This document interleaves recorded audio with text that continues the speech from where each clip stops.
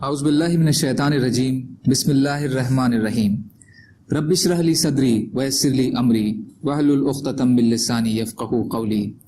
حیات الصحابہ رضی اللہ تعالی عنہم، حصہ اول، دعوت کے باب میں دین کو پھیلانے کے لیے کس طرح تکلیفوں اور سختیوں اور بھوک اور پیاس کو برداشت کرنا۔ حضرت موسیٰ بن عقبہ کی ایک روایت میں یہ ہے کہ طائف والے حضور صلی اللہ علیہ وسلم کے راستے پر دو صفیں بنا کر دائیں بائیں حضور صلی اللہ علیہ وسلم کو تکلیف پہنچانے کے لیے بیٹھ گئے۔ جب آپ وہاں سے گزرے تو جو قدم بھی آپ اٹھاتے یا رکھتے وہ اس پر پتھر مارتے، یہاں تک کہ انہوں نے آپ کو لہو لہان کر دیا۔ جب آپ نے ان سے چھٹکارا پایا تو آپ کے دونوں قدموں سے خون بہہ رہا تھا، اور ابن اسحاق کی روایت میں ہے کہ حضور صلی اللہ علیہ وسلم ثقیف کی بھلائی سے نا امید ہو کر جب ان کے پاس سے کھڑے ہو گئے تو ان سے آپ نے فرمایا، تمہیں جو کچھ کرنا تھا کر لیا کہ میری دعوت کو قبول نہیں کیا، اتنا تو کرو کہ تم میری بات چھپا کر رکھو، کیونکہ آپ یہ نہیں چاہتے تھے کہ آپ کی قوم کو طائف والوں نے آپ کے ساتھ جو کچھ کیا ہے وہ معلوم ہو، کیونکہ اس سے وہ حضور صلی اللہ علیہ وسلم کے خلاف اور زیادہ زری ہو جائیں گے۔ لیکن انہوں نے ایسا نہ کیا اور اپنے نادان لڑکوں اور غلاموں کو آپ کے خلاف بھڑکایا، جس پر وہ آپ کو برا بھلا کہنے لگے اور آپ کے خلاف شور مچانے لگے، یہاں تک کہ آپ کے خلاف لوگوں کی بھیڑ جمع ہو گئی، اور عتبہ بن ربیعہ اور شیبہ بن ربیعہ کے ایک باغ میں پناہ لینے پر آپ کو مجبور کر دیا گیا۔ اس وقت وہ دونوں اس باغ میں موجود تھے۔ ثقیف کے جتنے لوگ آپ کے پیچھے لگے ہوئے تھے وہ واپس چلے گئے۔ آپ انگور کی ایک بیل کے نیچے بیٹھ گئے۔ ربیعہ کے یہ دونوں بیٹے آپ کو دیکھ رہے تھے، اور طائف کے نادان لوگوں نے جو آپ کو تکلیفیں پہنچائی تھی اسے بھی انہیں نے دیکھا۔ ابن اسحاق کہتے ہیں کہ مجھ سے یہ بھی بیان کیا گیا کہ جب آپ قبیلہ بنو جمح کی ایک عورت سے ملے تو آپ نے اس سے فرمایا کہ ہمیں تمہاری سسرال والوں سے کتنی تکلیف اٹھانی پڑی ہے۔ جب آپ کو طائف والوں کی طرف سے کچھ اطمینان ہوا تو آپ نے یہ دعا مانگی، اے اللہ، تجھی سے شکایت کرتا ہوں میں اپنی کمزوری اور بے کسی اور لوگوں میں ذلت اور رسوائی کی۔ اے ارحم الراحمین، تو ہی کمزوروں کا رب ہے اور تو ہی میرا پروردگار ہے۔ تو مجھے کس کے حوالے کرتا ہے؟ کسی اجنبی بیگانے کے جو مجھے دیکھ کر ناراض ہوتا ہے اور منہ چڑھاتا ہے، یا کسی دشمن کے جس کو تو نے مجھ پر قابو دے دیا؟ اے اللہ، اگر تو مجھ سے ناراض نہیں ہے تو مجھے کسی کی بھی پرواہ نہیں، تیری حفاظت مجھے کافی ہے۔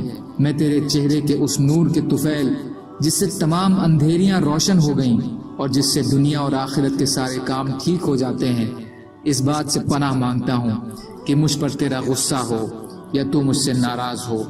تیری ناراضگی کا اس وقت تک دور کرنا ضروری ہے جب تک کہ تو راضی نہ ہو، نہ تیرے سوا کوئی طاقت ہے نہ قوت۔ جب عتبہ بن ربیعہ اور شیبہ بن ربیعہ نے حضور صلی اللہ علیہ وسلم کو اس حال میں دیکھا تو رشتہ داری کا جذبہ ان کے دل میں ابھر آیا، اور انہوں نے اپنے عیسائی غلام کو بلایا جس کا نام عداس تھا، اور اس سے کہا کہ انگوروں کا یہ گچھا لو اور اس بڑی پلیٹ میں رکھ کر اس آدمی کے پاس لے جاؤ اور اس سے کہو کہ یہ انگور کھا لے۔ تو عداس وہ انگور لے کر گئے اور حضور صلی اللہ علیہ وسلم کے سامنے جا کر رکھ دیے۔ آپ سے عرض کیا کہ اسے کھا لیں۔ جب حضور صلی اللہ علیہ وسلم نے انگوروں کی طرف ہاتھ بڑھایا تو آپ نے بسم اللہ پڑھی اور انگوروں کو کھانے لگے۔ عداس نے حضور صلی اللہ علیہ وسلم کے چہرے کو غور سے دیکھ کر کہا، اللہ تعالیٰ کی قسم، اس علاقے والے کھانے کے وقت یوں تو نہیں کہتے ہیں۔ حضور صلی اللہ علیہ وسلم نے اس سے پوچھا کہ تم کون ہو اور کون سے علاقے کے ہو اور تمہارا دین کیا ہے؟ انہوں نے کہا، میں عیسائی ہوں اور میں نینوا کا رہنے والا ہوں۔ آپ نے فرمایا، تم تو نیک آدمی یونس بن متہ کی بستی کے رہنے والے ہو۔ عداس نے حضور صلی اللہ علیہ وسلم سے کہا، آپ کو یونس بن متہ کا پتہ کیسے چلا؟ آپ نے فرمایا، وہ میرے بھائی تھے اور نبی تھے اور میں بھی نبی ہوں۔ عداس حضور صلی اللہ علیہ وسلم کے سامنے پورے جھک گئے اور آپ کے سر اور ہاتھوں اور قدموں کو چومنے لگے۔ یہ منظر دیکھ کر ربیعہ کے دونوں بیٹے آپس میں ایک دوسرے سے کہنے لگے، ارے ارے، انہوں نے تو تمہارے غلام کو بگاڑ دیا۔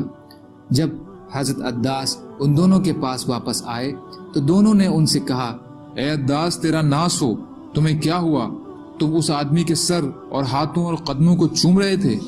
حضرت عداس نے کہا، اے میرے آقا، زمین پر ان سے بہتر کوئی نہیں ہے، مجھے انہوں نے ایسی باتیں بتائی ہیں جسے نبی کے علاوہ کوئی جان نہیں سکتا۔ دونوں نے حضرت عداس سے کہا، تیرا ناس ہو، یہ آدمی کہیں تمہیں تمہارے دین سے ہٹانا دے، کیونکہ تمہارا دین اس کے دین سے بہتر ہے۔ حدیث بدایہ حصہ 3 پیج نمبر 135 اور 136 پہ ہے۔ حضرت سلیمان تیمی نے اپنی سیرت کی کتاب میں یہ بیان کیا ہے کہ حضرت عداس نے حضور صلی اللہ علیہ وسلم سے عرض کیا تھا کہ میں گواہی دیتا ہوں کہ آپ اللہ کے بندے اور اس کے رسول ہیں۔ سبحان اللہ و بحمدہ، سبحانک اللہم و بحمدک، اشہد ان لا الہ الا انت، استغفرک و اتوب الیک۔ سبحان ربک رب العزت عما یصفون وسلام علی المرسلین والحمد للہ رب العالمین، برحمتک یا ارحم الراحمین، لا الہ الا اللہ محمد رسول اللہ۔